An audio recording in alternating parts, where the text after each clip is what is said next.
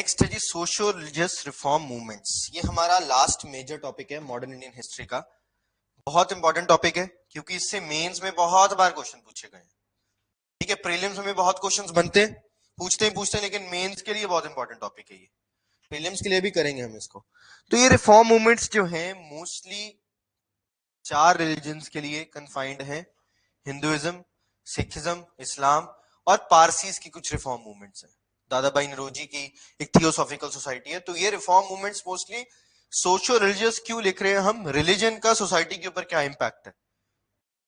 ठीक है, अब 19th सेंचुरी के टाइम पे आप देखो जो 2 मेजर रिलीजन्स थे, इस्लाम और हिंदुइज्म, ये बहुत ज्यादा रिजिड हो चुके थे 19th सेंचुरी तक आते आते। फ्लेक्सिबिलिटी नहीं थी रिलीजन में, और बहुत सारी ऐसी प्रैक्टिसेस थी जो कि इल प्रैक्टिसेस थी जो रिलीजन के नाम पे करवाई जा रही थी।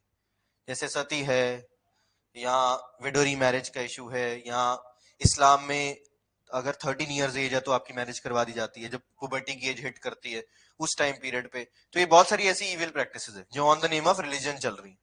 तो उन सारी प्रॉब्लम्स को चैलेंज करते हुए ये सारी मूवमेंट्स है। ठीक है, ये मूवमेंट्स को हम रिफॉर्मिस्ट मूवमेंट्स भी बोलते हैं और रिवाइवलिस्ट मूवमेंट्स भी बोलते हैं, क्योंकि रिलीजन में रिफॉर्म्स भी लेके आएंगे। रिवाइवलिस्ट का मतलब क्या है कि जो ओरिजिनल रिलीजन था उससे हम बहुत भटक चुके हैं, बहुत अलग जा चुके हैं। जैसे कि रिवाइवलिस्ट मूवमेंट का एग्जांपल है आर्य समाज। आर्य समाज में स्वामी दयानंद सरस्वती जो है उन्होंने एक स्लोगन दिया, back to Vedas. Back to Vedas का मतलब क्या है कि ओरिजिनली जो हमें वेदों ने बताया वो तो अब हमें प्रैक्टिस कर नहीं रहे हैं। चाहे वो आइडल वर्शिप हो, चाहे वो प्रीस्टहुड हो, ठीक है, ये सारी चीजें बहुत ज्यादा बढ़ चुकी थी। तो इनके अगेंस्ट ये मूवमेंट्स है।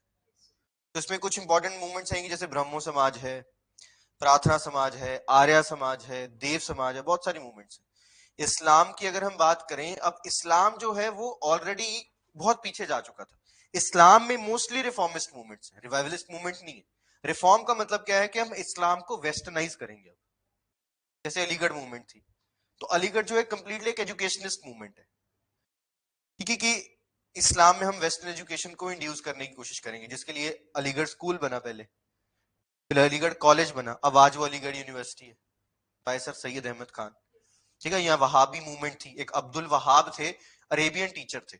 उन्होंने ओरिजिनल आइडिया दिया कि इस्लाम ने ओरिजिनली बोला क्या, और आज जो है हम बहुत चीजें गलत कर रहे हैं, तो उसमें हमें रिफॉर्म्स लाने की जरूरत है, विद टाइम चेंज लाने की जरूरत है। यहाँ लाला लाजपत राय ने डीएवी स्कूल्स बनाए। हाँ, उन्होंने मूवमेंट चलाई थी डीएवी की। 1875 में पहला डीएवी स्कूल बना था लाहौर में, the same time period 19th century 1875। ठीक है, डीएवी की फुल फॉर्म क्या होती है? दयानंद एंग्लो वैदिक। एंग्लो का मतलब क्या होता है? Anglo means English. ठीक है, कि जो ओरिजिनली दयानंद सरस्वती की मूवमेंट थी, आर्य समाज के बेसिकली स्कूल्स थे ये डीएवी स्कूल्स, जिसमें हम जो वेद है उसको इंग्लिश में पढ़ाएंगे। तो बेसिकली जो हमारा ओरिजिनल कल्चर है उसको हम वेस्टर्नाइज करने की कोशिश करेंगे, not by the thought, just by the language. English education he promote हो रही है हर जगह पे। ठीक है, और जो हमारे जितने भी पुराने स्कल्पचर्स थे, स्क्रिप्चर्स थे, रिलीजियस बुक्स थी, वो सारी तो लोकल लैंग्वेजेस में ही थी, तो उन्हीं की ट्रांसलेशन हुई। जैसे अगर हम सिखिज्म का एग्जांपल लें, तो सिखिज्म में सबसे पहले आपकी गुरुद्वारा रिफॉर्म मूवमेंट स्टार्ट हुई। गुरुद्वारा रिफॉर्म मूवमेंट से भी पहले आपकी सिंह सभा मूवमेंट थी, जो पहली एक सिखिज्म में मूवमेंट आई। सिंह सभा मूवमेंट ये भी 1880 में आई थी, जिसमें खालसा कॉलेज बना, खालसा दीवान सोसाइटी बनी, जिन्होंने क्या किया, जितने भी सिख लिटरेचर है उसको इंग्लिश में ट्रांसलेट किया, सिख लिटरेचर को प्रमोट किया, क्योंकि क्रिश्चियन मिशनरीज जो थे ये पंजाब को टारगेट कर रहे थे और फोर्सफुल कन्वर्जन करवा रहे थे फ्रॉम सिखिज्म टू क्रिश्चियनिटी। तो उसी के अगेंस्ट ये सिंह सभा मूवमेंट आई। फिर गुरुद्वारा रिफॉर्म मूवमेंट आई। फिर सिखिज्म में ही कुछ सेक्ट्स थे जो अलग हो गए, जैसे नामधारी मूवमेंट, नामधारी अलग हो गए। अब जैसे सिखिज्म में 5 ककार है, 5 केस, पता है आपको? हाँ, अब उसमें किरपान है एक। तो जो नामधारी है वो बस किरपान नहीं अडॉप्ट करते, किरपान की जगह वो एक वुडन स्टिक रखते हैं। ठीक है, बाकी सारे वही 4 ककार फॉलो करते हैं। ठीक है, तो ये थोड़े थोड़े डिफरेंसेस आए, नामधारी, नीलधारी, राधा स्वामी मूवमेंट, निरंकारी मूवमेंट। तो ये सारी मूवमेंट्स है। मेन जो इनका आइडिया क्या होगा कि जो गॉड है वो एक एटर्नल बीइंग है, गॉड को ह्यूमनाइज करने की जरूरत नहीं है।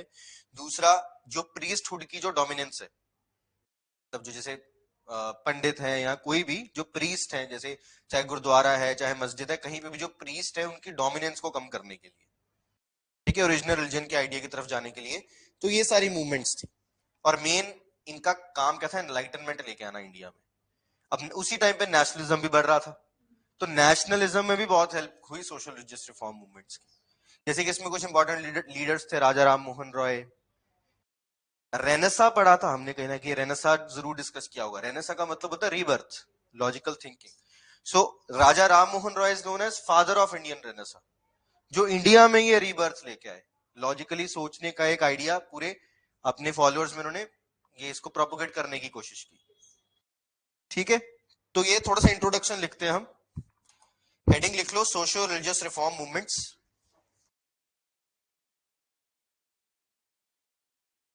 इसमें लिखो, the Indian society, the Indian society in first half of 19th century, the Indian society in first half of 19th century was caste ridden, caste ridden and rigid। मतलब कास्ट उसको राइड कर रही है, कास्ट चला रही है society को। अब कास्ट जैसे ओरिजिनली क्या था, ये जो हम आज देखते हैं कास्ट सिस्टम, ये भी ब्रिटिश लेके आए। इंडिया में कास्ट सिस्टम जैसी कोई इतनी ज्यादा रिजिड चीज नहीं थी। कभी आप डिटेल में पढ़ो ना इस चीज को, सोशल रिलीजियस रिफॉर्म मूवमेंट्स को पढ़ो या रिफॉर्मिस्ट मूवमेंट्स को पढ़ो, ओरिजिनली कास्ट सिस्टम आया था वर्ना सिस्टम से। आप एंशिएंट में पढ़ोगे, वर्ना सिस्टम से भी पहले, मतलब जब आर्यंस आए, आर्यंस ने यहाँ पे वेद लिखे। कितने तरह के वेद है? 4, ऋग्वेद, सामवेद, यजुर्वेद, अथर्ववेद। अर्ली फेज में सिर्फ ऋग्वेद आया था। तो अर्ली फेज में क्या था कि सोसाइटी में ऐसा डिस्टिंक्शन जैसी कोई चीज नहीं थी। ठीक है, वुमेन पोजीशन भी बहुत नॉर्मल थी, जो ट्राइबल असेंबलीज थी उसमें वुमेन भी उसको अटेंड कर सकते थे। जब लेटर फेज आया जिसमें आर्यन सेटल हो गए यूपी बिहार वाले रीजन में, इंडो गंगा प्लेन में, फिर दोबारा जब 3 अलग अलग वेद आए, तो उसमें सोसाइटी बहुत रिजिड हो गई, वर्ना सिस्टम आ गया। Now originally varna system was, varna system समझते ना, 4 तरह के वर्ण है, ब्राह्मण, क्षत्रिय, वैश्य, शूद्र। अब ये सारे on the base of occupation. आप क्या काम करते हो? अगर आप मंदिर में काम करते हो तो आप ब्राह्मण हो, अगर आप लड़ाई लड़ने जाते हो तो आप क्षत्रिय हो, अगर आप कोई बिजनेस करते हो, मर्चेंट हो, ट्रेडर हो, तो आप वैश्य हो, अगर आप इन तीनों में से किसी भी सोसाइटी के बंदे की सेवा करते हो तो आप शूद्र हो। लेटर फेज में ये on the basis of birth हो गया। पहले क्या था? On the basis of occupation. अब हो गया on the basis of birth. Now it doesn't matter कि आप क्या काम कर रहे हो, आपने जिस फैमिली में बर्थ लिया वो, मतलब कि आपने एक ब्राह्मण की फैमिली में बर्थ लिया, लेकिन आप लड़ाई लड़ने जा रहे हो, तो रहोगे आप ब्राह्मणी, या नहीं बन जाओगे? ठीक है, अगर आपने किसी शूद्रा के घर में जन्म लिया और आप मंदिर में प्रैक्टिस करने जा रहे हो, तो आप शूद्रा ही रहोगे। पहले था बाय ऑक्यूपेशन, आपका काम डिफाइन करेगा, फिर आ गया आपका birth.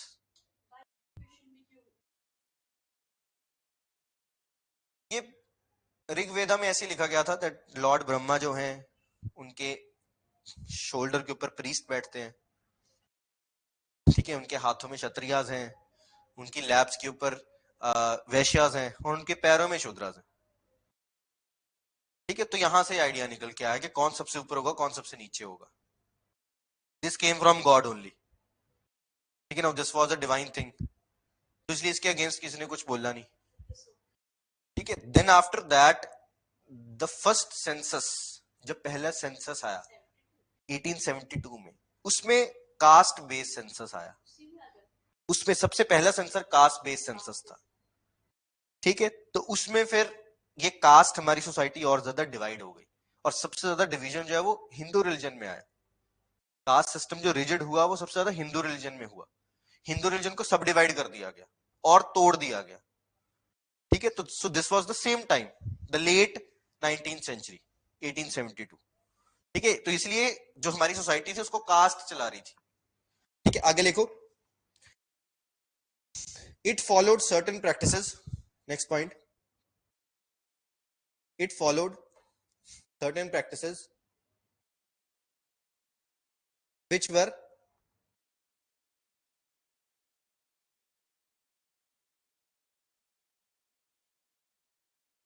not following the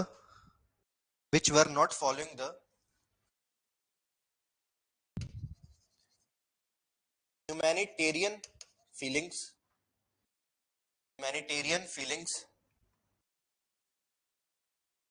or values,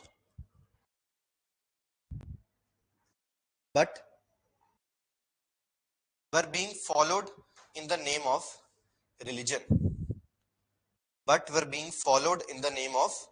religion ठीक है, इसमें बहुत सारे भारी भारी वर्ड्स मैं इसलिए लिखवा रहा हूं क्योंकि मेंस के लिए जरूरी है, आंसर राइटिंग में आपको हेल्प करेगा।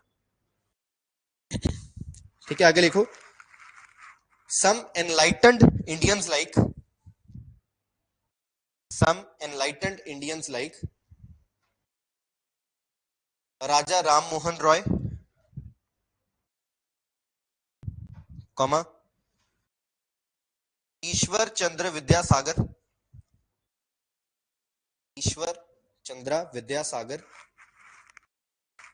Comma, Dayanand Saraswati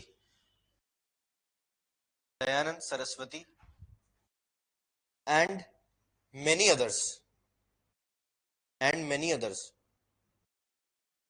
started to bring in reforms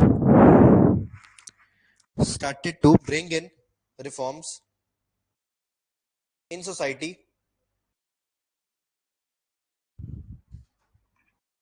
so that it could face challenges of the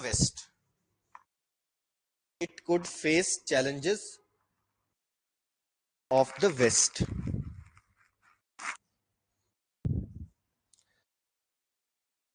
Now this is the same time जब यहाँ पे ब्रिटिश का क्राउन रूल एस्टेब्लिश हो चुका है। क्राउन रूल एस्टेब्लिश होने के बाद इंडिया के स्कल्पचर्स को स्टडी किया जा रहा है और इंडिया की हिस्ट्री को लिखा जा रहा है। ठीक है ना, इंडिया की हिस्ट्री क्या लिखी जा रही है कि इंडिया कास्ट ड्रिवन सोसाइटी है, इंडिया में कास्ट स्ट्रक्चर बहुत ज्यादा रिजिड है, जो हायर क्लास है उसी के पास राइट्स है, बाकी मैक्सिमम पॉपुलेशन जो वो पुअर है, अनएम्प्लॉयड है, there is no central unity, there is no central authority, there is nothing like giving rights to the people। मतलब सब कुछ जितना भी गलत है वो इंडिया की हिस्ट्री लिखी जा रही है। अब ये social religious reform movements kind of this was also a challenge to the west कि आप जो हमारे रिलीजन के बारे में बता रहे हो, बोल रहे हो, वो सारी चीजें गलत है, क्योंकि रिलीजन के ऊपर भी तो कमेंट्रीज आएंगी ना बहुत सारी। डब्ल्यू हंटर की बुक का इंडियन मुसलमान, कि इंडियन मुसलमान का कितना बुरा हाल है।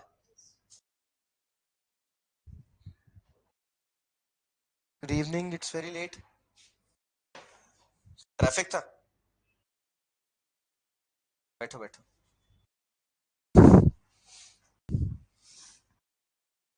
आगे लिखो। The reform movements could be broadly classified in two categories.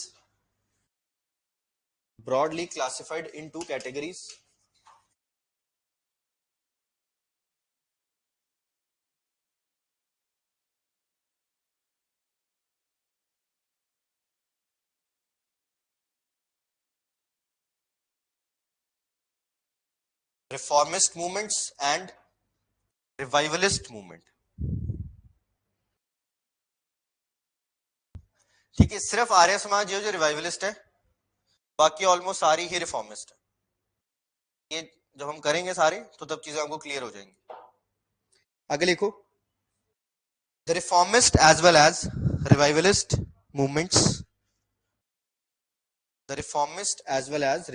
movements depended on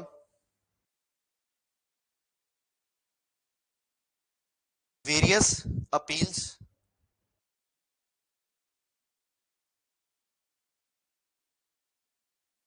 primarily on the purity of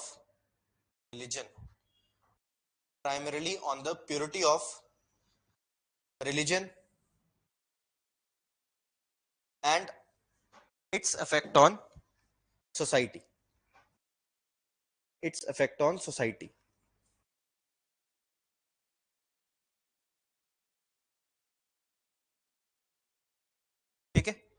आगे हेडिंग लिखो, factors giving rise to reform movements.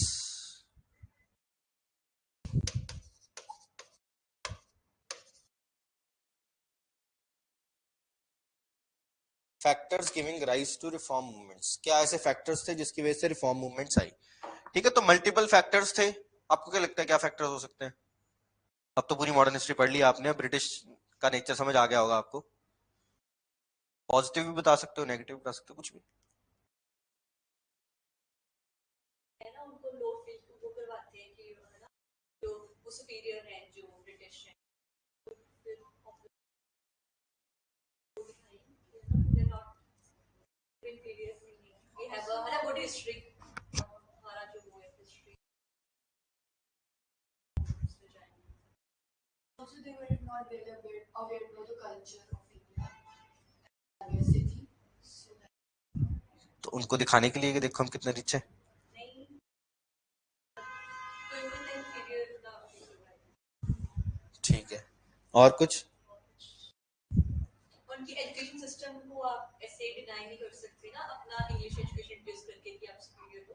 कि हमारा एजुकेशन सिस्टम इतने पुराने टाइम से चल रहा है, हमने हमारे मैथमेटिशियंस इतने पुराने रहे हैं ना, फिजिक्स में भी हमने इतना एडवांसमेंट किया, तो डेफिनेटली हम Indians were ऑर्थोडॉक्स और वो सारी मेंटालिटी को कहां से आप उन पे इम्पोज कर रहे हो कि है ना, वी हैव अ साइंस में भी हम even something was going in a different way and they changed the path to go in a different way, and it was so sudden that Indians were not able to cooperate with it. और उनको English में introduce कराने से क्या होगा कि उनको भी हमारा जो वो शास्त्र है उसका इतना पता नहीं होगा, जब उसको इंग्लिश में करेंगे देन दे कैन अंडरस्टैंड ना कि असली है क्या। बिल्कुल सही। Problems. ठीक है, तो पहला तो फैक्टर यही है कि प्रेजेंस ऑफ कॉलोनियल गवर्नमेंट, जो आप बोल रहे हो सारे ठीक पॉइंट है। ठीक है, इसके साथ साथ इंग्लिश एजुकेशन आने की वजह से इंडियंस को बहुत कुछ पता लगा।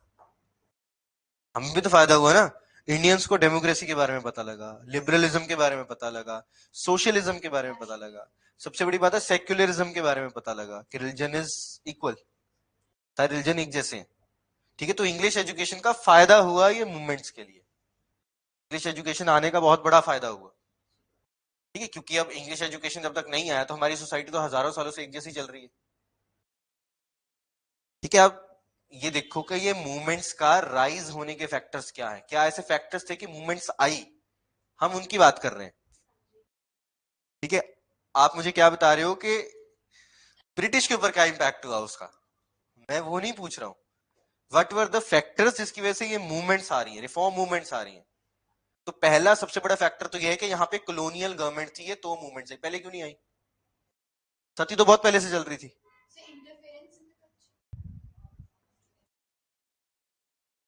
से बोलो बोलो, ठीक बोल रहे हो। मतलब they were interfering in Indian culture. हमने तो सती को बैन कर दिया अंडर दीज मूवमेंट्स, राजा राम मोहन रॉय ने तो सती को बैन किया। इसमें इंटरफेरेंस मतलब कैसे? ब्रिटिश ने अगर सती को बैन किया तो बाय द एफर्ट्स ऑफ राजा राम मोहन रॉय किया, तो इंटरफेरेंस तो हमने करने दी। हाँ जी, बिल्कुल, वही तो, होनी होती तो पहले भी हो जाती ना, ब्रिटिश गवर्नमेंट आए इसलिए हुई क्योंकि Indians came to know about the equality. अब पहले क्या था, जो हमारी इवल प्रैक्टिसेस चल रही थी in the name of religion चल रही थी। अब ब्रिटिश के आने की वजह से, न्यू आइडियाज के आने की वजह से ह्यूमन राइट्स के बारे में पता लगा। सती सही है कि गलत है? गलत है, मानते हैं गलत है, मानते ना हम गलत है। ठीक है, लेकिन ब्रिटिश ने ही आके उसको बैन किया, उससे पहले किसी ने बैन नहीं किया, तो किसी ने समझा ही नहीं कि ये एक इवल प्रैक्टिस है। ठीक है, क्योंकि वो समझने का ग्राउंड ही नहीं दिया किसी ने। समझ रहे हो मैं क्या बोल रहा हूँ? वो हो सकता है आप मेरे से डिसएग्री करो। ठीक है, कि यहाँ पे मॉडर्न आइडियाज आने की वजह से बहुत सारी चेंजेस आई। अब वेस्टर्नाइजेशन, अब ब्रिटिश एम्पायर के बाद कोई और एम्पायर क्यों नहीं आया? एम्पायर से तो चल रहे थे। डेमोक्रेसी कौन लेके आया?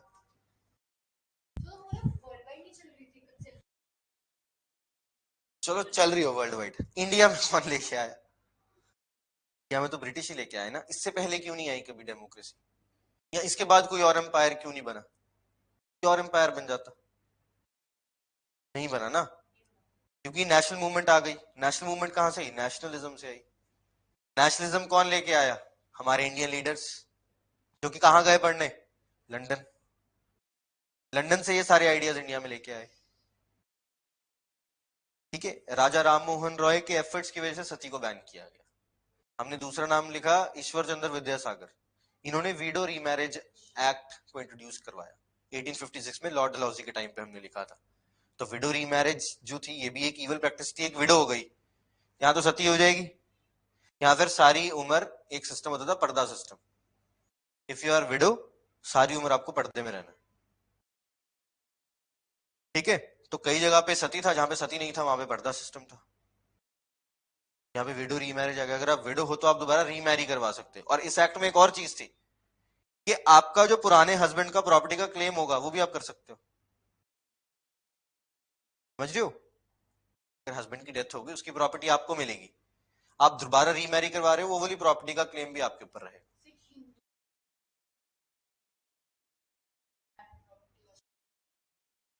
बाद में हिंदू हिंदू कोड बिल आया था, सबसे पहला जो बी आर अम्बेडकर लेके आए थे। ठीक है, समझ रहे हो? तो पहला फैक्टर तो यही हो गया, कमिंग ऑफ इंग्लिश एजुकेशन। ये चीज इतनी सर्टेन हो गई जिसकी वजह से मूवमेंट्स है। और दूसरी तरफ हमारे पास सोशल इल्स है, रिलीजियस इल्स है। जब लोगों के अंदर एजुकेशन आई तो उन्होंने इसको समझा कि ये इवल प्रैक्टिसेस है, इसको बैन करने की जरूरत है। ठीक है, फिर इंडिया में पोजीशन ऑफ वुमेन जो है वो ऑलरेडी बहुत डिप्रेसिंग थी। ठीक है, क्या आप देखो, एजुकेशन राइट्स नहीं है। फीमेल इन्फेंटिसाइड को बैन करने वाला कौन था? इन्फेंटिसाइड समझते हो ना? ठीक है, तो उसको बैन करने वाले भी तो ब्रिटिश ही थे। Warren Hastings. ठीक है, तो उससे पहले तो हुआ नहीं कभी, क्योंकि किसी ने कोशिश ही नहीं की, किसी ने समझा ही नहीं ना। हमने समझा, इंडियंस ने, जो चल रहा था हम उसको एक्सेप्ट कर रहे थे। लेकिन this is also against human rights. ये फीमेल एजुकेशन को लेके प्रॉब्लम्स थी। अब फीमेल एजुकेशन सिर्फ उनके लिए अवेलेबल थी जो एलीट क्लास से बिलोंग करते हैं। क्योंकि अब देखो, आप हमारी हिस्ट्री देख लो। हमारी हिस्ट्री की एक बहुत गलत चीज है कि हमारे जितने बड़े बड़े राइटर्स हैं सारे मेल हैं। जितने इंडिया में बड़ी बड़ी किताबें लिखी गई, गुप्ता एम्पायर पे चल जाते हैं हम पीछे। आपने एक नाम लिया, आर्यभट्टा, उसके साथ साथ बहुत थे, रुद्राक्षसा, ये कल्हाना की राज तरंगिणी, ठीक है, मनुस्मृति, कौटिल्य की अर्थशास्त्र, या क्या नाम था उसका, एस्ट्रोलॉजी पे बुक आई थी एक। ठीक है, तो ये मैथमेटिशियंस थे बड़े बड़े, धन्वंतरी, आयुर्वेदा बुक आई थी। ये सारे मेल है, फीमेल क्यों नहीं है इस टाइम पे? किसी फीमेल ने क्यों नहीं कोई साइंटिफिक इन्वेंशन की? सोचा नहीं कभी? क्यों नहीं की? क्योंकि वो मौका ही नहीं मिला, वो राइट ही नहीं मिला। तो पोजीशन ऑफ वुमेन वैसे ही बहुत ज्यादा खराब थी हमारी सोसाइटी में, जो पेट्रियार्कल सोसाइटी है। ठीक है, इवन महात्मा गांधी तक ने बोल दिया था कि एक वुमेन की ड्यूटी क्या है, नेशनल ड्यूटी क्या है, कि अपने हस्बैंड और बच्चों का ध्यान रखना। अगर वो ये कर रही है तो मतलब वो अपने नेशनलिज्म में अपना पार्टिसिपेशन दे रही है। ठीक है, तो ये सारी चीजें इवल प्रैक्टिसेस थी जो बहुत टाइम से चलती हुई आ रही थी इन आवर कंट्री। अगर कोई फीमेल पढ़ रही है, वो सिर्फ एलीट क्लास की है जो पढ़ रही है, और एलीट क्लास तो था ही सिर्फ 5-6%। बाकी तो सारे या वर्कर्स हैं या पीजेंट्स हैं। ठीक है, जो कि काम भी कर रहे हैं। इतनी फीमेल लेबरर्स भी थी, फीमेल वर्कर्स भी थी, तो उनको तो एजुकेशन का कोई स्कोप नहीं मिला। ठीक है, कोई राइट्स नहीं मिले। अब वो ठीक है, राइट टू वोट फीमेल को बहुत जल्दी मिल गया था इंडिया में, 1909 में मिल गया था राइट टू वोट। जब पहली बार राइट टू वोट आया तो वो जेंडर बेस्ड नहीं आया, लेकिन उस टाइम पे सफरेज ही बहुत लिमिटेड था, एक्टिव वोटर्स ही बहुत कम थे। लेकिन हाँ, जेंडर बेस्ड नहीं था। फ्रांस में वुमेन को राइट टू वोट 1946 में मिला है, हमारी इंडिपेंडेंस से 1 साल पहले। इंडिया में 1909 में मिल गया था, काफी पहले। ठीक है, इसलिए फेमिनिस्ट मूवमेंट ज्यादा इंडिया में नहीं आई। तो पोजीशन ऑफ वुमेन एक बहुत बड़ा फैक्टर है। चाइल्ड मैरिज बहुत इजीली प्रैक्टिस में था। ठीक है, गांधी जी की कहते 13 साल में शादी हो गई थी। ठीक है, तो चाइल्ड मैरिज, अब आज हमने आज तो एज सेट की है 18 एंड 21, शारदा एक्ट आया था, उससे पहले तो ऐसा कुछ भी नहीं था। ठीक है, तो ये सारी इविल चीजें थी। उसके अलावा बहुत सारी चीजें हैं, आउटसाइड वर्ल्ड की अवेयरनेस, लोगों को जब बाहर की दुनिया का पता लगा, हमारे लीडर्स को बाहर की दुनिया का पता लगा कि दुनिया कहां से कहां पहुंच गई, and we are still struggling in these evil practices. तो ये सारे फैक्टर्स हैं जिनकी वजह से ये रिवाइवल मूवमेंट्स आई, धीरे धीरे करके रिफॉर्म मूवमेंट्स आए।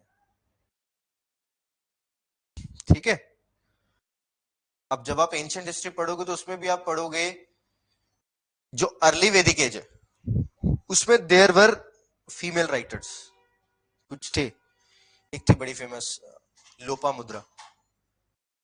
ठीक है, लेटर फेज में जब ये वर्ना सिस्टम रिजिड हो गया तो उसमें बिल्कुल वुमेन पोजीशन बिल्कुल डिमिनिश हो गई, ट्राइबल असेंबलीज आप अटेंड नहीं कर सकते हो। ठीक है, जितने भी मिनिस्टर्स थे उसमें कोई वुमेन नहीं थी। और ये सिर्फ मैं किसी एक रिलीजन की बात नहीं कर रहा हूं, मैं ओवरऑल सोसाइटी की बात कर रहा हूं, हर एक रिलीजन में ऐसा था।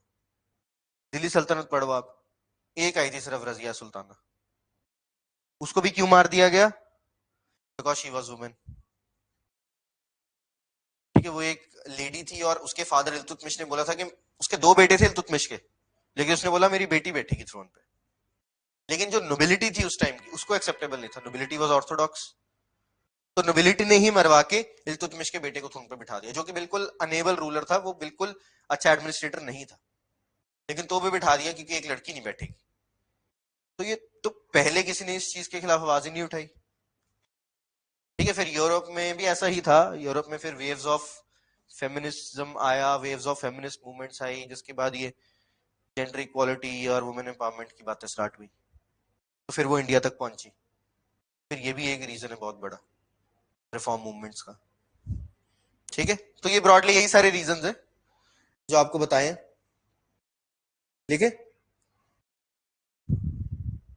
क्या हुआ, खो ही गए आप कहीं? गलत तो नहीं बोला मैंने कुछ? पक्का मेरे को डर लगता है। बस लिखो, फर्स्ट फैक्टर लिखो, presence of colonial government in India.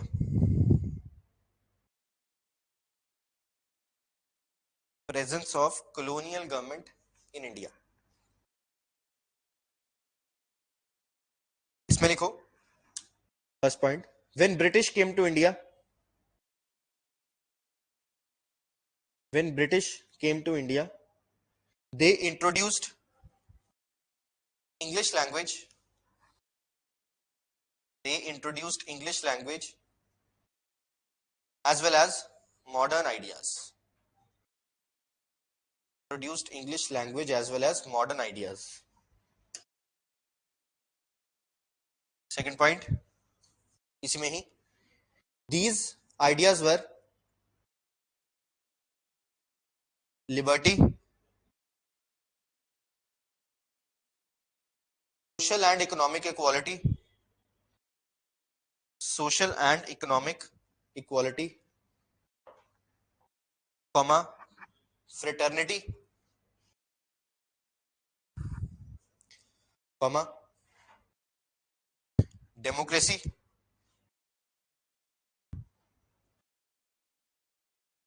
and justice, which had a tremendous impact,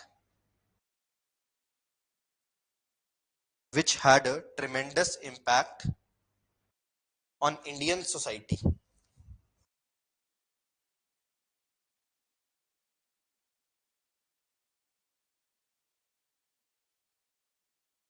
second point लिखो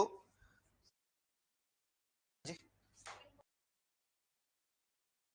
ये फर्स्ट जो था हमारा प्रेजेंस ऑफ कॉलोनियल गवर्नमेंट, उसी के सारे सब पॉइंट्स थे। ठीक है, सेकंड पॉइंट लिखो, religious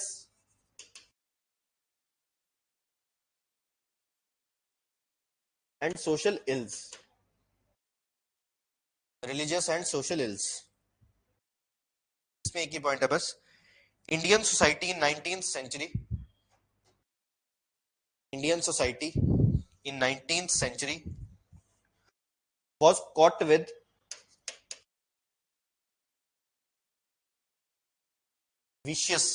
was caught with vicious मतलब बहुत ही बुरा, vicious web of was caught with vicious web of religious superstitions. Religious superstitions. बस तीसरा पॉइंट लिखो, depressing position of women.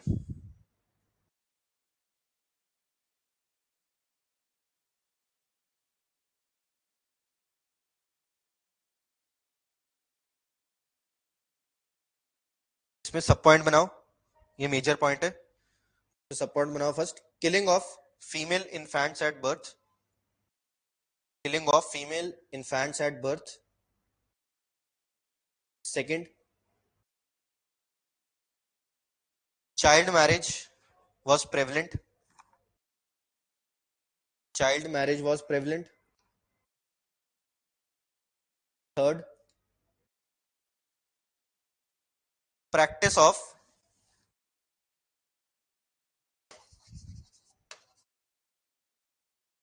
polygamy. Practice of polygamy in many parts of the country. What is polygamy? Multiple partners ki multiple wives. Multiple wives. ठीक है, एक होता है polyandry, that is multiple husbands. ठीक है, ये भी प्रेवलेंट होता है इंडिया में, आज भी है कई जगह पे polygamy. हाँ जी हाँ जी, ये ट्राइबल्स में होता है ज्यादा. और फोर्थ लिखो, widow remarriage was not allowed. Widow remarriage was not allowed, and sati was practiced on large scale. And sati was practiced on large scale.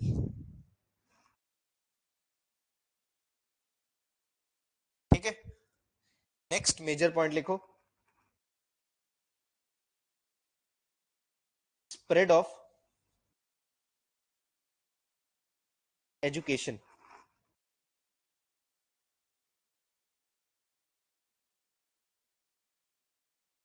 ठीक है, तो इसमें 18th सेंचुरी में बहुत सारे ऐसे इंडियंस थे, एक तो जो फॉरेन पढ़ने गए 19th सेंचुरी में, दूसरा हमारा इंडिया का खुद का ग्लोरियस पास्ट पढ़ा इन्होंने. हम आज इंडिया का पास्ट पढ़ रहे हैं. आपको लगता है उस टाइम पे लोग अशोक का एम्पायर और ये मुगल एम्पायर और मौर्यन एम्पायर पढ़ते होंगे? पता भी होगा लोगों को? नहीं पता था ना. जब पता लगना शुरू हुआ धीरे धीरे करके, तो लोगों ने पढ़ना शुरू किया. फिर उनमें वो फीलिंग ऑफ प्राउड, हम उस कंट्री से बिलोंग करते हैं. ठीक है, तो उसकी वजह से भी ये मूवमेंट्स आए कि अच्छा उस टाइम हमारा रिलीजन ऐसे चलता था, लेकिन अब तो बिल्कुल इविल हो चुका है रिलीजन. अब तो टोटली चीजें चेंज हो चुकी है, तो अभी हमें दोबारा वापस उस चीज पे जाना है. ठीक है, अब वेदास को इंग्लिश में ट्रांसलेट जब हुआ है वेदास, तब असली वेदास के बारे में पता लगा. अशोका की इंस्क्रिप्शंस बहुत पहले से इंडिया में, लेकिन कब डिसाइफर हुई अशोकन इंस्क्रिप्शंस, डिकोड कब हुई? अशोकन इंस्क्रिप्शंस प्राकृत लैंग्वेज में, पाली लैंग्वेज में. आपको लगता है किसी को लैंग्वेज आती होगी? तब किसी को नहीं आती होगी. इसको डिकोड किया जेम्स प्रिंसेप ने 1867 में, ड्यूरिंग दिस टाइम ओनली. ठीक है, तब पता लगा कि अच्छा इसका मतलब क्या है, अशोका बोलना क्या चाह रहा है. अशोका धम्मा. अशोका की स्टोरी पता है आपको? Ashoka was very cruel leader. अपने भाइयों को मार के थ्रोन पे बैठा था वो, अपने फादर के थ्रोन पे. बिंदुसार उसका फादर था, उसके थ्रोन पे बैठा था. और अशोका का एम्पायर जो है वो एंशिएंट इंडिया का सबसे बड़ा एम्पायर. आज का पाकिस्तान, अफगानिस्तान, नेपाल, भूटान, म्यांमार, श्रीलंका, ये सारा इंडिया का पार्ट था. और इंडिया तो था ही, इसको अखंड भारत बोलते हैं. That was the Ashokan empire. उसके बाद इतना बड़ा एम्पायर बाद में अलाउद्दीन खलजी ने जाके बनाया था. मिडीवियल टाइम का सबसे बड़ा एम्पायर अलाउद्दीन खलजी. इवन मतलब हमसे कहीं मुगल मोहम्मद बिन तुगलक तक रहा, उसके बाद एम्पायर टूटना शुरू हो गया. वो हम मिडीवियल में पढ़ेंगे सारा. ठीक है, तो अशोका की जो इंस्क्रिप्शंस थी, अशोका की एक लड़ाई हुई थी कलिंगा में. कलिंगा इज आज का ओडिशा. खरावेला किंग था वहां का, उसके साथ लड़ाई हुई थी. उस लड़ाई में उसने 1 लाख लोगों का खून खराबा देखा. वो जीता लड़ाई, उसने मारा 1 लाख लोगों को, लेकिन इतना खून देखने के बाद उसका कंप्लीटली माइंडसेट चेंज हो गया. अब उसने क्या एक आइडिया दिया कि हम एक्विजिशन कैसे करते हैं. Bheri Ghosh. Bheri Ghosh means conquest by war. Bheri Ghosh को चेंज किया उसने धम्मा घोष। अब हम कॉन्क्वेस्ट कैसे करेंगे? रिलीजन से। किसी एरिया को जीतना है तो वहां के लोगों का माइंडसेट जीतो, लोग खुद आपको फॉलो करने लग जाएंगे, अपने राजे को हटा देंगे, कोई खून खराबा करने की जरूरत नहीं पड़ेगी। तो वो पहले बुद्धिज्म में कन्वर्ट हुआ, ठीक है। उसके बाद फिर उसने बुद्धिज्म से सब कुछ सीख के अपना अलग से धर्म दिया, जिसमें था कि वायलेंस नहीं करनी, कोई सुपरस्टिशन नहीं होगा, वही जो अब हम बातें कर रहे हैं, हर पर्सन का इक्वालिटी का स्टेटस होगा। उसके एम्पायर में उसके बाद किसी को भी फांसी की सजा नहीं हुई।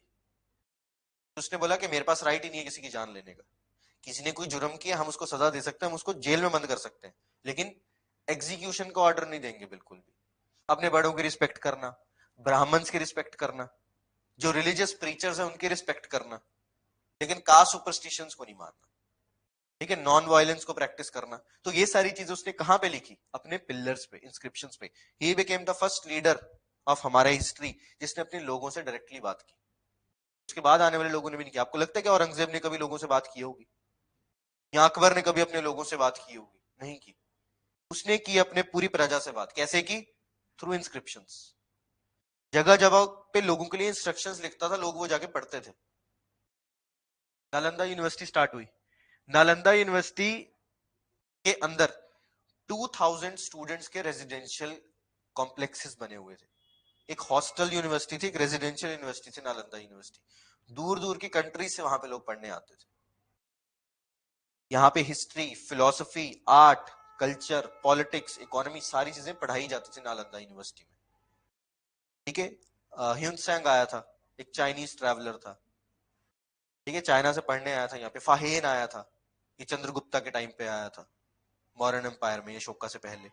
तो इन सब ने यहाँ आके बुक्स लिखी हैं अपनी इसके बारे में, इंडिया के बारे में, इंडिया की ब्यूटी के बारे में, इंडिया के डिफरेंट सिटीज के बारे में, ठीक है। तो ये सारी चीजें इस टाइम पे पता लग रही हैं लोगों को कि हमारी नालंदा यूनिवर्सिटी कितनी रिच थी, हमारा आर्ट कितना रिच था।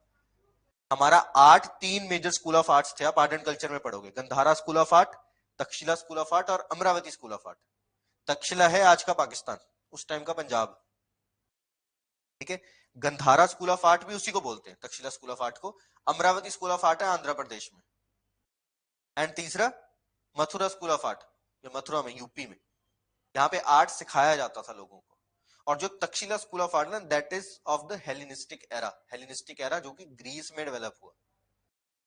ग्रीक कल्चर में, आप ग्रीक आर्ट में देखना, जो स्कल्पचर्स होते हैं ना, मूर्तियां होती हैं, उसमें एक एक बाल तक डिटेल्ड किया होता है। मूर्तियां बनाई जाती हैं, उसमें जो आपकी बॉडी के फीचर्स हैं, जो फेस के फीचर्स हैं, बहुत डिटेल से बनाया जाता है विद व्हाइट मार्बल्स। देखा होगा आपने कहीं ना कहीं, जो ग्रीक गॉड्स हैं सारे। तो ऐसा आर्ट इंडिया में प्रेवलेंट हुआ अंडर गुप्ताज। गुप्ता एम्पायर को हम बोलते हैं द गोल्डन एज। हमारा art, culture, even international trade, Rome के साथ हम ट्रेड कर रहे हैं, इजिप्ट के साथ ट्रेड कर रहे हैं, चाइना के साथ ट्रेड कर रहे हैं। साउथ इंडिया का चोला एम्पायर, चोला एम्पायर का इन्फ्लुएंस जो है वो इंडोनेशिया तक था। आज भी इंडोनेशिया की जो करेंसी का नोट है, आज भी देखना उस पे लॉर्ड गणेशा की फोटो है। क्यों है? होता होगा ना। सबसे बड़ा टेंपल कंबोडिया में, एंकोर वाट टेंपल, हिंदू टेंपल, सबसे बड़ा हिंदू टेंपल कंबोडिया में। तो साउथ ईस्ट एशिया तक इतना बड़ा चोला एम्पायर बना। चाइना के साथ ट्रेड लिंक्स थे। जब शी जिनपिंग लास्ट इंडिया आया था तो वो महाबलीपुरम गया था, ममलापुरम, क्योंकि उसके वहां के साथ ट्रेड रिलेशंस थे। कहीं और नहीं गया, वो उधर ही गया, महाबलीपुरम, ठीक है। तो ये सारी चीजें लोगों को तब पता लगी कि हमारा रिलीजन कितना रिच था, हमारी सोसाइटी कितनी रिच थी, सोसाइटी में इकोनॉमी कितनी ज्यादा स्ट्रांग थी, लोग इतने स्ट्रांग थे कि आज हम चला सकते हैं गोल्ड सिल्वर कॉइन्स। नहीं चला सकते ना, लेकिन उस टाइम पे गोल्ड सिल्वर कॉइन्स चलते थे। गोल्ड बहुत होता होगा, बहुत इजीली अवेलेबल होगा, सिल्वर बहुत इजीली अवेलेबल होगा, लोग जो इसको अफोर्ड कर पा रहे हैं, इसीलिए इसको बोलते हैं golden age of Indian history. क्यों बोलते हैं इंडिया को सोने की चिड़िया? रीजन होगा तो ही बोलते हैं ना। पूरे वर्ल्ड का माना जाता है कि अराउंड 50% जो जीडीपी का शेयर था वो इंडिया का था, पूरे वर्ल्ड का। आज क्या है हमारा पता नहीं, 2.4% के 2.3%, लेकिन फिर भी हम 5th लार्जेस्ट इकोनॉमी, ठीक है। तो ये सारी चीजें थी, इन सारी चीजों से, मॉडर्न आइडियाज से, इन सारी चीजों की पढ़ने की वजह से स्प्रेड ऑफ जो एजुकेशन हुआ, वहां से ये मूवमेंट्स राइज हुए। ठीक है, तो इसको हम पॉजिटिवली देखेंगे इन मूवमेंट्स को। ठीक है, लिखो from the late 19th century, heading लिखी ना आपने स्प्रेड ऑफ एजुकेशन, उसमें लिखो from the late 19th century number of European and Indian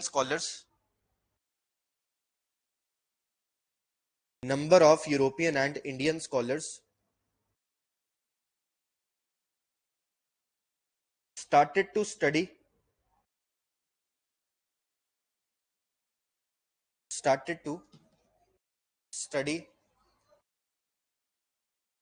ancient India's history, philosophy, science, religion and literature.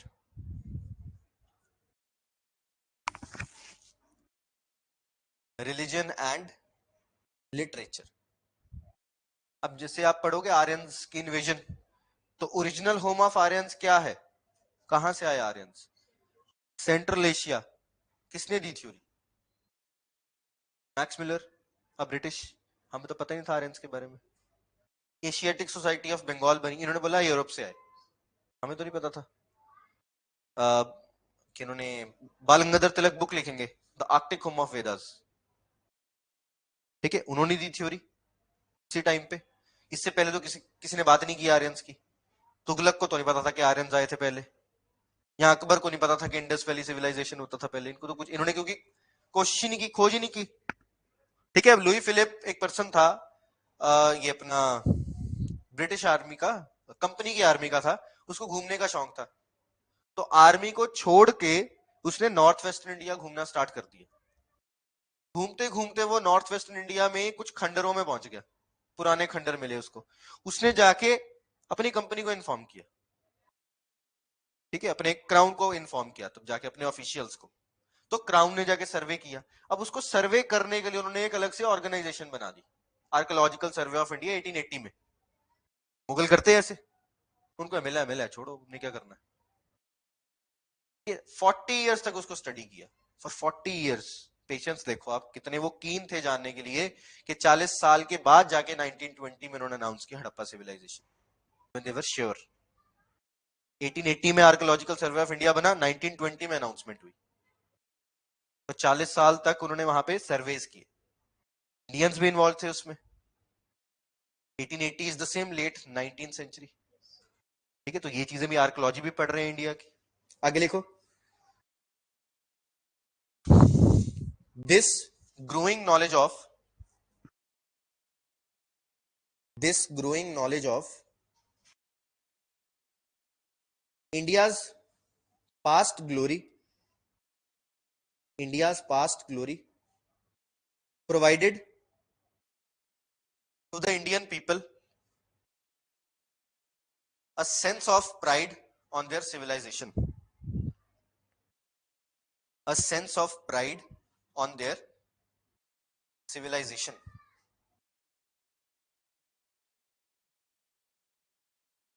A third point, it also helped the reformers.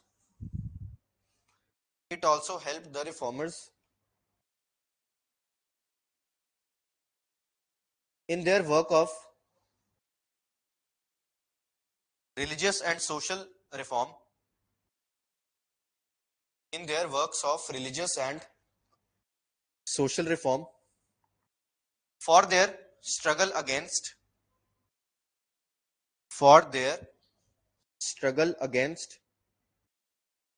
all types of inhuman practices,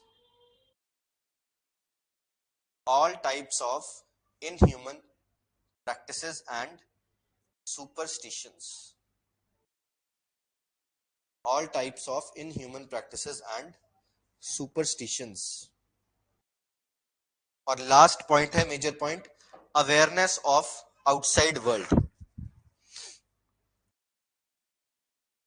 awareness of outside world. इसमें लिखो during the last decade of 19th century, during the last decade of 19th century, comma, the rising tide of nationalism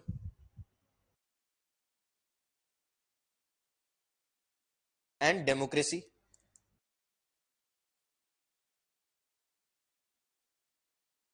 led to democratization of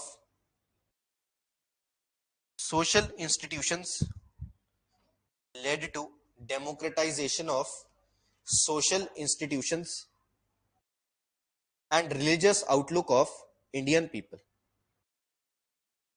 and religious outlook of religious people. तो democratise हो गया ना religious outlook. अब मंदिर है तो कोई भी जा सकता है। डेमोक्रेसी का मतलब क्या होता है?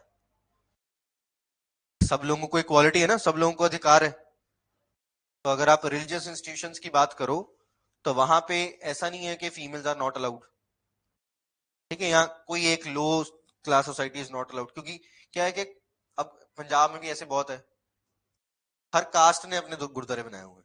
आप विलेजेस में जाके देखो, ठीक है, कि ये उन्हों का गुरुद्वारा है, उन्हों का गुरुद्वारा है, ठीक है। तो ये डेमोक्रेटाइजेशन तो नहीं हुई ना।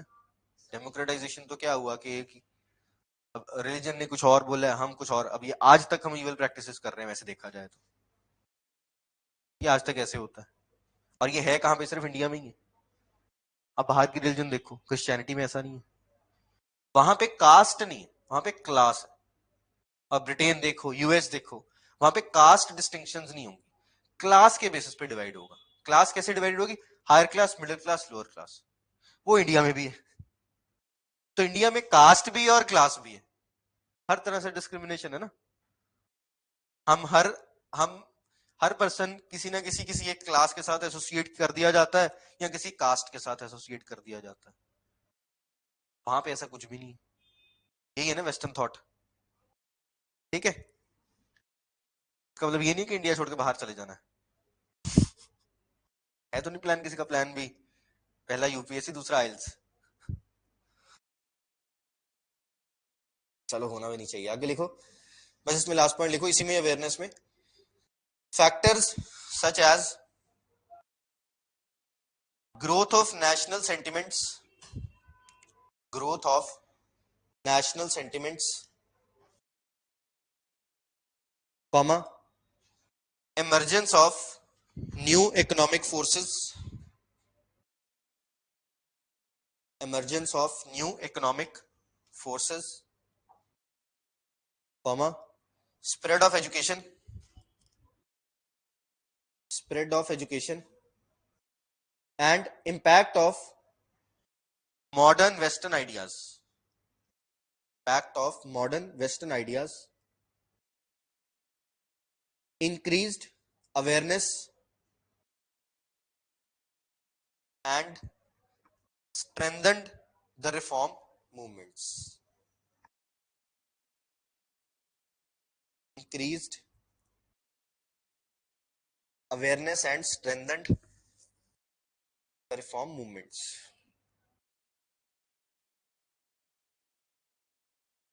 ठीक है, तो ये सारे थे फैक्टर्स। इसके ऊपर डायरेक्टली आपको मेंस का क्वेश्चन आ सकता है, ठीक है। एंड में हम करेंगे इसका सिग्निफिकेंस और इसका इम्पैक्ट, सॉरी सिग्निफिकेंस नहीं, इम्पैक्ट क्या हुआ और लिमिटेशंस, क्या क्या प्रॉब्लम्स थी, ठीक है। वो हम सारी मूवमेंट्स के एंड में करेंगे। सो नेक्स्ट हम स्टार्ट करेंगे ब्रह्मो समाज से।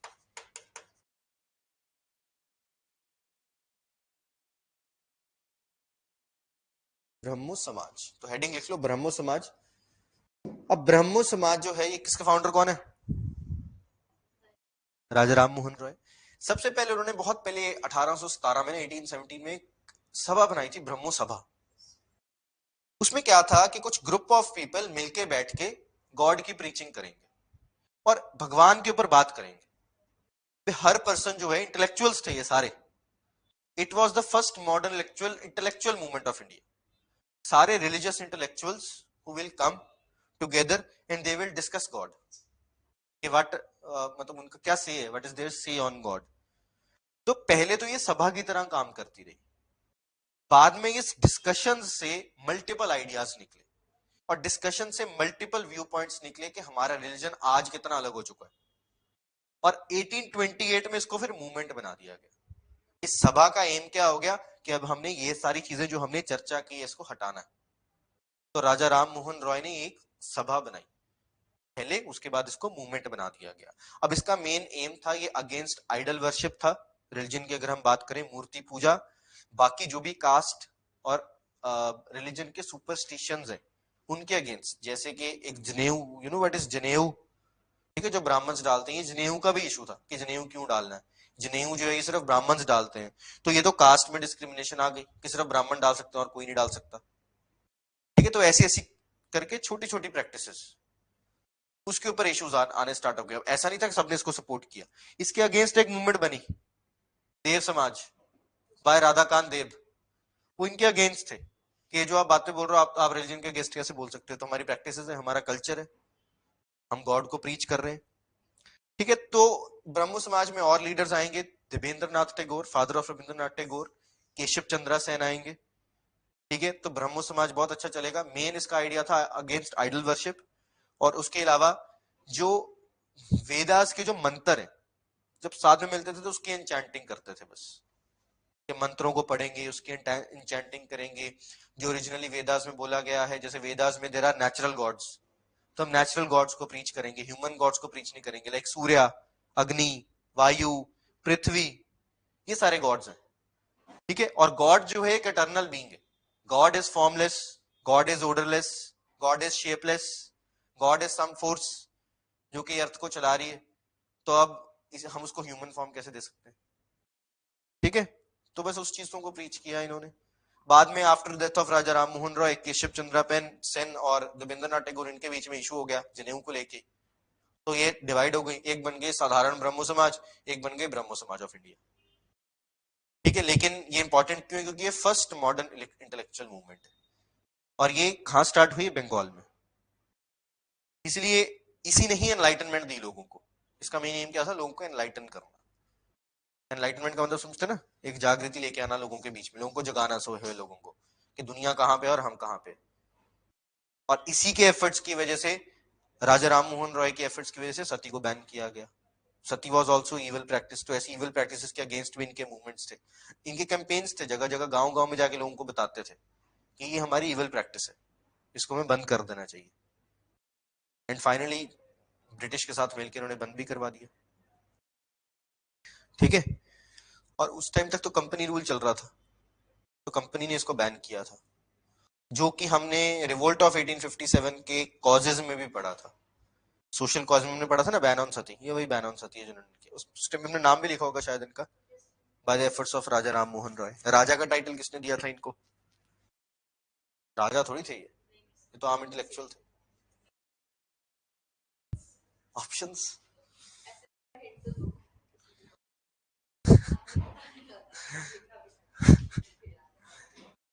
अकबर 1 2 3 4। लो ऑप्शंस में दे देता हूँ, अकबर 1, अकबर 2, अकबर 3, अकबर 4। किसने दिया, अकबर 2 ने।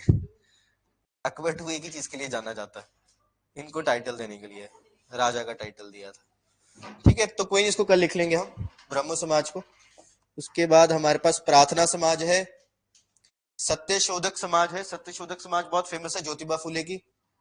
आर्य समाज है, एक यंग बंगाल मूवमेंट है, यंग बंगाल मूवमेंट है, ये पोर्टुगीज ने स्टार्ट की थी, हेनरी विवियन डेरोजियो, इनको डेरोजियोस बोलते थे। इन्होंने बॉय स्कूल बनाया था बंगाल में, फर्स्ट स्कूल जिसमें इंग्लिश एजुकेशन पढ़ाई जाएगी और वेस्टर्न आइडियाज पढ़ाए जाएंगे, तो वो इंपॉर्टेंट है। उसमें रामाकृष्ण मिशन बहुत इंपॉर्टेंट है, भाई स्वामी विवेकानंद का रामाकृष्ण मिशन, ठीक है, बाय रामाकृष्णन परमहंस एक लीडर थे, उन्हीं के फॉलोअर थे दयानंद सरस्वती। तो उन्होंने अपने मतलब लीडर के, या जो रिलीजियस हेड थे, रिलीजियस लीडर थे, उनके नाम पे मूवमेंट चलाई, स्वामी विवेकानंद की मूवमेंट। स्वामी विवेकानंद बहुत फेमस जाने जाते हैं, ये 1893 की वर्ल्ड कॉन्फ्रेंस ऑफ रिलीजन हुई थी, शिकागो में, यूएस में। वहां पे इन्होंने हिंदू रिलीजन को रिप्रेजेंट किया था। इनकी फ्री स्पीच थी एक, brothers and sisters of US, Indians and Americans are brothers and sisters, हम बहन भाई हैं। ठीक है, तो ये कुछ इंपॉर्टेंट हिंदुइज्म में